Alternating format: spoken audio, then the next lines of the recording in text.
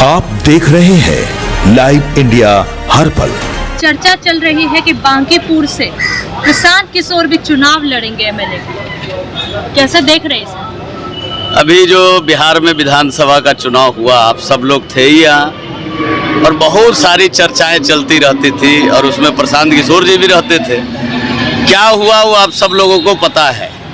बांकीपुर हमारे पार्टी के राष्ट्रीय अध्यक्ष का सीट है और पटना महानगर भारतीय जनता पार्टी का अभेद किला है। यहाँ एक कार्यकर्ता चुनाव लड़ता है और उसके विपक्ष में कौन है इससे जनता को कोई मतलब नहीं है।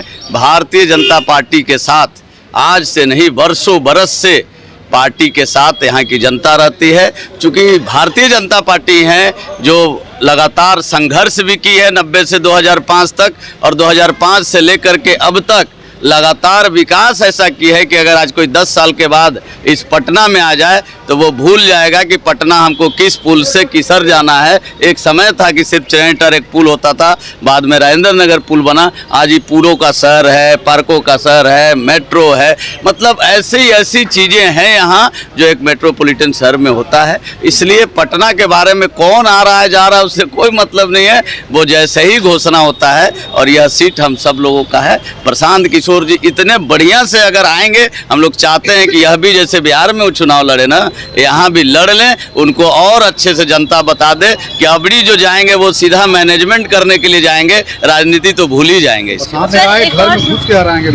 और इससे भी बड़ा बात वो बोलते थे विधानसभा चुनाव में, उनको तो शर्म ही नहीं है थोड़ा बात। जितना वो बोले थे उसका कुछ नहीं हुआ। उनको तो राजनीति से छोड़ देना चाहिए, संन्यास लेना चाहिए। घर में घुस के लड़ाएंगे, एक बूथ से तो जीतेंगे ही नहीं है, घर में घुस के लड़ाएंगे। सर एक और सवाल है, आज सुबह से बारिश हो रही है और देखा गया है एमएलए फ्लैट में एक सड़क टूट चुकी है एमएलए फ्लैट के बाहर। इस पर क्या बोलेंगे?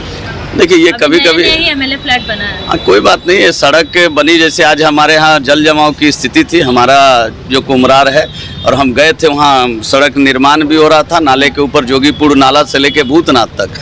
लेकिन वो कटाव हुआ, एकाएक आज बारिश हुआ, थोड़ा पानी लीकेज हुआ, लेकिन 4 घंटे में पूरा पानी टेवना भर था, पानी निकल गया।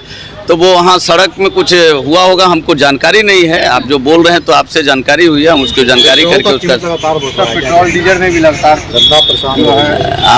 आप ये जो वैश्विक समस्याएं हैं इसके बारे में हमारे प्रधानमंत्री जी ने अपील भी की है और पूरा देश उनके साथ खड़ा है। यह कोई पेट्रोल डीजल की समस्या नहीं है, वैश्विक और पूरे दुनिया में चल रहा है। और बढ़िया जो हमारे देश है, हमारी कंट्री है, उसमें जितना बढ़ रहा है आप देखिएगा यहाँ बढ़ रहा है। ये कहीं ना कहीं हमारे नरेंद्र मोदी जी जो प्रधानमंत्री हैं उनका अपना एक दीर्घकालिक योजना है और वो सब दूरदर्शी सोच के साथ हम सब लोगों के साथ वो करते हैं। विपक्ष कह रहा है कि कांग्रेस की सरकार की जो बीजेपी बहुत करते थे, लेकिन आज क्या स्थिति है? ये दोनों की बातें ही अलग है। आप देखे होंगे कि लगातार आज 12 साल सरकार में रहे और किस प्रकार से पेट्रोल डीजल का रेट बढ़ा था और जब कांग्रेस की शासन थे तो कितना रेट बढ़ा था। ये समस्या ही अलग है, ये दुनिया में समस्या है, ये कोई भारत में नहीं है। और भारत की जनता इसको समझ रही है और पूरा देश प्रधानमंत्री जी के साथ खड़ा है। क्या लगता है सर, कोरोना के बाद कोई बड़ा संकट आने वाला है क्या?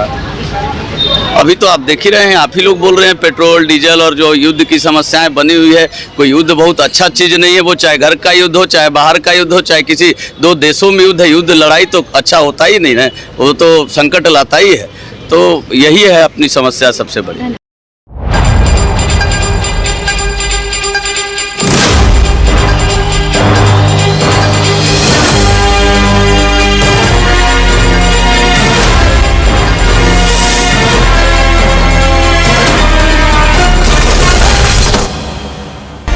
आप देख रहे हैं लाइव इंडिया हर पल।